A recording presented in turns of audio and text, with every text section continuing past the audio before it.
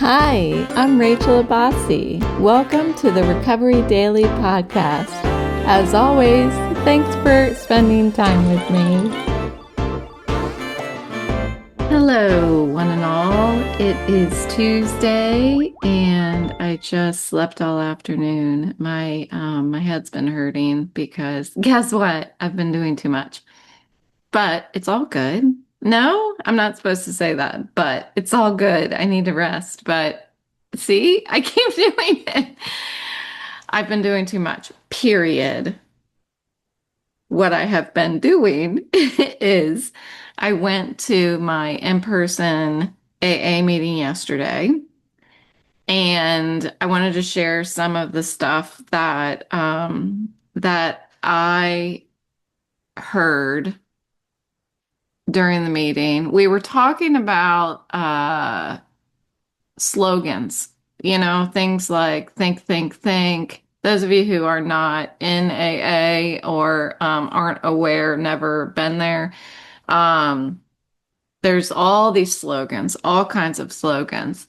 Um, and the point of them is to help you when you're in that moment of crisis where you think you might need a drink, you've got these slogans that you can repeat in your head. And there's so many of them. There's so many of them. And I was actually thinking today how much I still need to lean more into talking about how my sobriety program has helped me in my stroke recovery. I've been thinking about because I listened to a archived video on Stroke Onward, and it was just reminding me about how much like spirituality and mental health and all of this stuff really matters in stroke recovery, and it really matters in when we're recovering from anything. Also, tomorrow I am for the first time going to be attending a Celebrate Recovery meeting tomorrow evening at my local church. So I'm pretty darn excited about it. And Celebrate Recovery, from what I understand, I've never been to one, nor do I really know anything about it.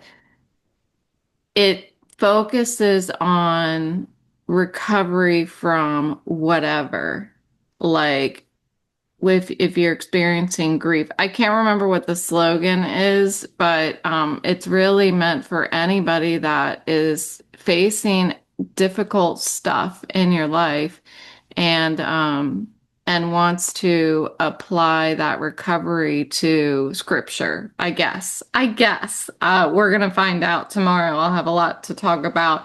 I probably won't record about that tomorrow because it's going to be in the evening. So that would be Thursday that I'll probably record and upload it Thursday evening. So that should be there. I'll tell you about my experience with Celebrate Recovery.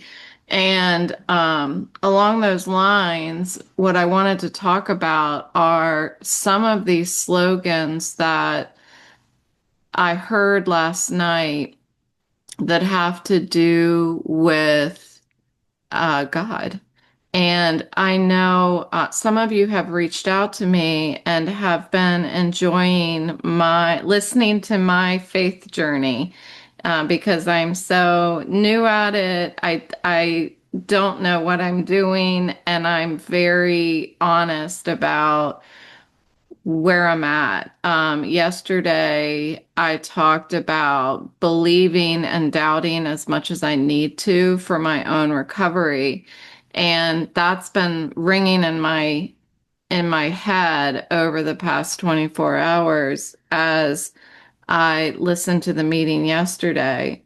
So some of the things that I heard last night, and I can totally see how these things can be applied to stroke recovery, are one is the only thing between me and a drink is God. And I get that. I get that now. After 9.5 years, I get it. I didn't get it for a long time. And how would I apply that to stroke recovery? Really, the only thing between me and my chronic pain is God. And if I think about that, I can translate it, but it makes sense in my head right now because I don't have any medication other than my Emgality shot once a month that helps my pain. Um, like that's why I had to take a nap today for 4 hours because that's the only thing. It's the only thing that regulates my where I'm at, like brings my norm down a little bit. Um, it really, if I stop and think about it, I feel sorry for myself, so I don't want to stop and do that for very long. But it really spoke to me when I heard that the only thing between me and a drink is God, because I feel like the more that I listen to that voice that I've been trying to, that voice in my head that tells me what the next right thing is, I'm trying to attach that to God because as I've talked about recently, where I heard, like I went to church and the pastor asked how many people have felt the presence of God, and I was like, all these people are that confident that they have felt. And I've just been reading about it and listening, and I'm like, the other day I was in a meeting and somebody reached out to me and said something like that like she was sitting outside and saw the sun and the birds and everything. And she said, and in that moment, God said to me, XYZ. And I thought, her version of what God is saying to her must be her own thoughts, must be that voice inside her head. So I thought, okay, well, let me try that. I mean, that's what this is all about for me. It's about being willing to explore the stuff that's going to help me, right? The believe in doubt as much as I need to, that. And so that's what I'm trying today and every day forward is I just keep trying to be open and willing. And that's where recovery is for me. That's where living in the solution is. That's living in the solution, being open and willing to explore the things that are going to meet my needs in recovery. Another thing that I heard yesterday that was so great was when you're approaching something that you need to do, or just any moment in your life, does this action bring me closer to or further away from a drink? And I thought, yeah, I mean, that's what it comes down to as an alcoholic, especially in early recovery. It's not even does this action bring me closer to or further away from a drink, but does this thought bring me closer to or away from a drink? That really resonated with me. And if I translate that over to stroke recovery with my chronic head pain, does this action or thought bring me closer to relief or further away from relief? And relief, physical relief, a lot of times for me is parallel with emotional relief. So am I, just like I said just a few moments ago, I don't want to sit too long in thinking about something that might make me feel sorry for myself. That's what I mean. Does this thought bring me closer to or further away from relief? Um, another thing I heard that was super cool was who moved? Okay. And this one was a little abstract for me, so I'm going to try to explain how I heard it was that so I'm writing my book, and since I've joined the authors club in my neighborhood, which I'm super excited about, I picked it up and have been starting to write again. Very slowly, but I'm writing, which is a good feeling. And what was my point? One thing that I wrote today was about how when I was a little girl, I felt very protected. I felt like I was in this protective bubble in this one moment in time when I was in elementary school and I came home and I was sitting with my Persian cat, my beautiful Persian cat, white Persian cat. I was sitting and telling him about my day. And there was this moment that I just felt like I was in my protective bubble, like I'm in my home, my family home. I'm talking to my cat, and I felt it's the moment that I thought about for a long time when I would get down on my knees to pray before I went to bed.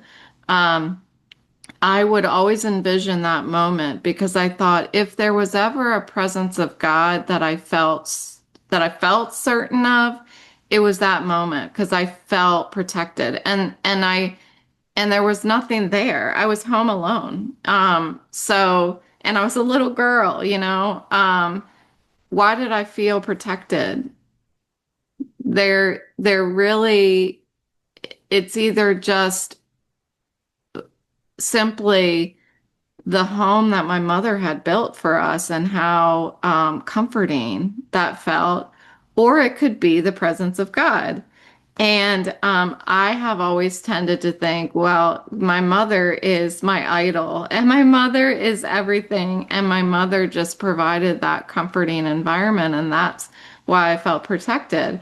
But I'm open and willing to think that maybe there was a presence of God. So when I pray at night, I think about that moment, and I think about how what I wrote in my book today was that feeling of being protected and safe is the same feeling that I feel now. And the time that has passed in between, I'm 51 years old and I was probably 7 when that happened, when I was at home with my Persian cat. What happened between then and now where I didn't always feel protected? And because if that feeling of protection is still here, and if it is the presence of God, then what happened during those years when I didn't feel protected? Who moved? Me. That's who moved. The presence of God has always been there. So that's what that means to me. And I think it's really pretty, that concept. Um, Another thing that I heard last night was when you walk through a door in life, do you walk through first or do you hold the door for God to enter before you? I thought that was really beautiful too. And what that means to me is is this thought or behavior or action bringing me closer to God or further away? Am I making my decisions and allowing thoughts to take residence in my head based on my faith and my recovery and willingness and openness, or not? And how can I make sure that when I do make decisions in my life, big and small, little decisions, like what am I like? Oh, I'm feeling sorry for myself because I had to take a 4 hour nap. That just a little decision. Am I letting God into those thoughts in my head? Or am I just am I forgetting about him? And that's that's something that I'm trying to do. And it feels good. It feels good to believe that there is the presence of something. And I need it. I need it. I don't know how else to say it.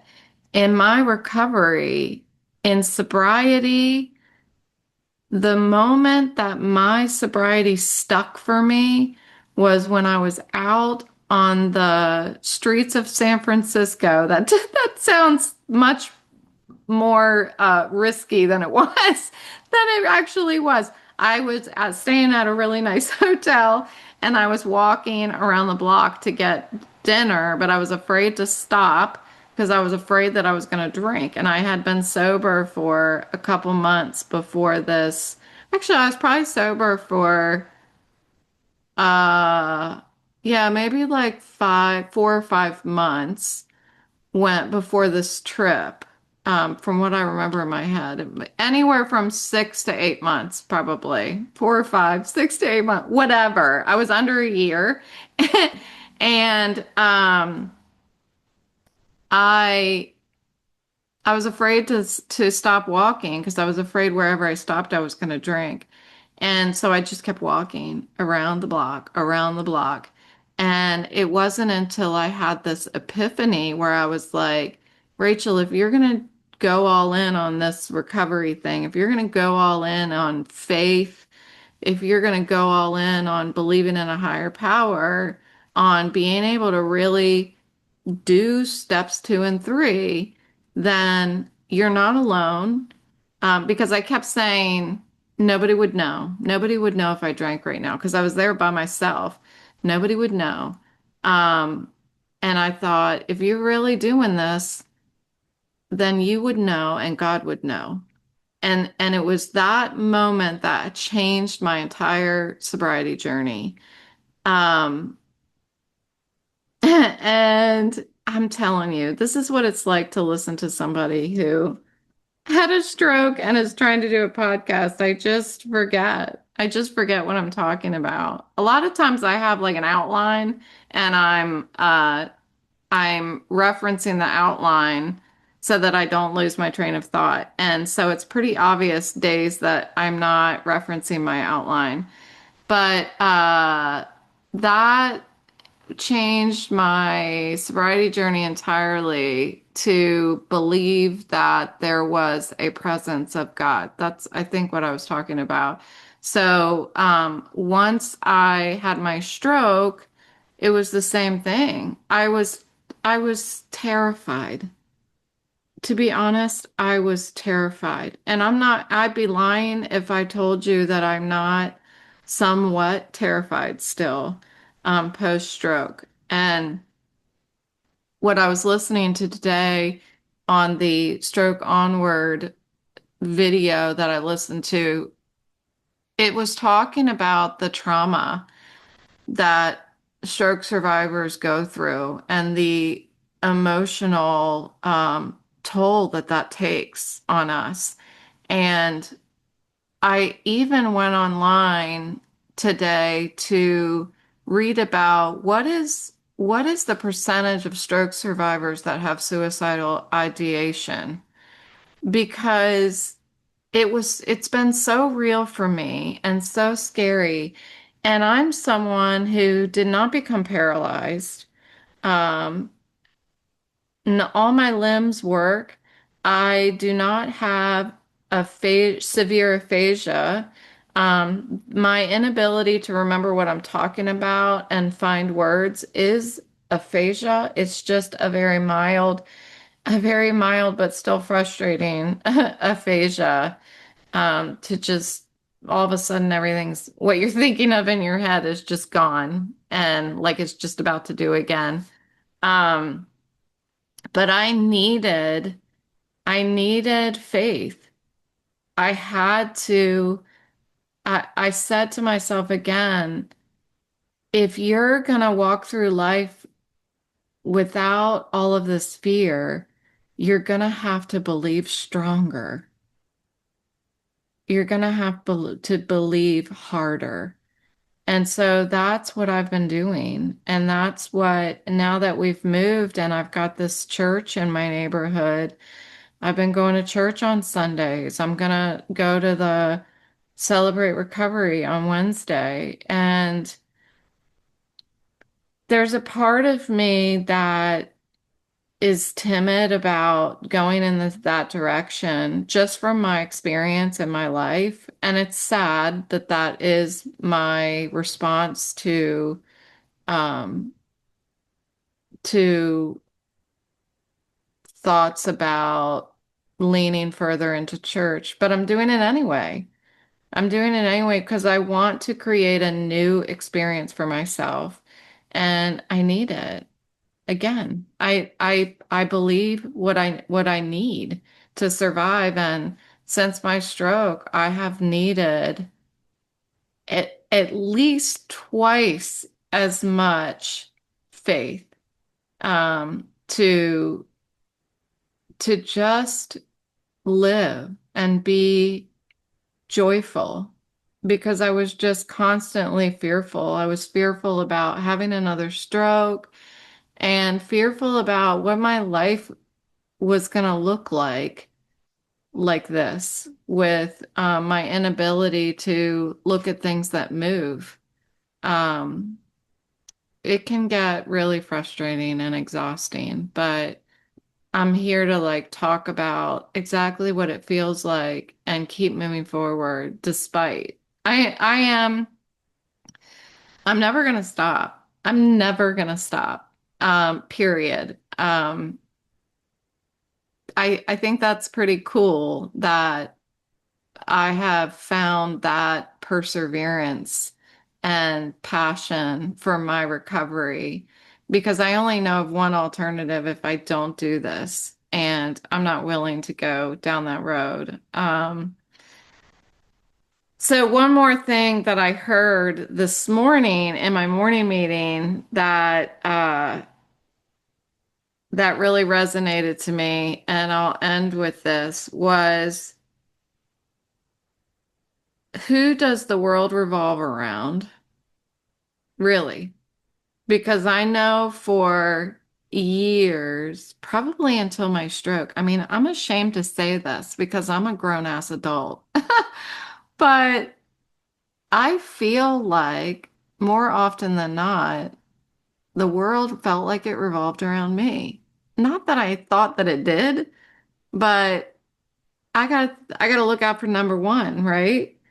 Um, I'm still looking out for number one, but I'm not doing that at by ignoring everything else, if that makes sense. I'm actually looking out for number one and helping number one by being of service to others. And that feels a whole lot better than putting up these shields and trying to do life that way. Instead, I'm making myself a part of this like living, breathing organism that I like to believe God created, and that is the whole human race, that we are here together and we were meant to live and breathe together and help each other do to whatever end he intended us to. So, um, and the other thing was trying less to control that which I can't leaves me time to work on myself. Um, which sounds like it's the opposite of what I just said, but it's like when I was throwing up those shields, I was trying to I was trying to not let the world in, but yet try to control the world at the same time. like everybody was on this big ass TV screen and I was the director of what was going on and trying to control it. When I stopped trying to do that and I just let those shields go down and I'm like, okay, just do with me what you will, let life happen. Trust that I've got the tools that I need in order to handle life. Um, I've had a lot more time to work on myself. When I stop thinking about, oh, I hate that this person said this or that this person is doing this, and I need to step in and make sure that they don't treat this person that way. When I don't do that, I have so much more time to think about what can I do to live better? What can I do to think better, feel better? Uh, Pray better, listen better, meditate better, um, and all of that stuff. So that's where I'm at today. Thank you so much for joining me. I really appreciate you. I don't say it enough for sure, but thank you for coming and joining the Recovery Daily podcast because without you, life would be a little bit more difficult for me. So thank you so much for joining me, and I will see you next time.